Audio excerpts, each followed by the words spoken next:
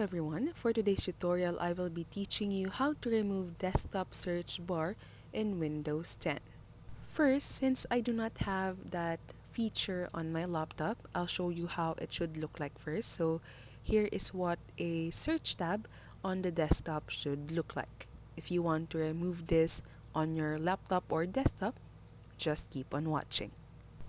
So here, you'll see an instructions as to how you can remove the desktop search bar on your PC or your laptop. What you'll want to do is just click the three dots at the top right corner of your screen. Look for more tools and you should see the option to launch the search tab on your desktop. Likewise, you should see here the option to remove it. And that's basically it for this tutorial. If this video helped you, don't forget to press like and subscribe, and we hope to see you again on our next videos.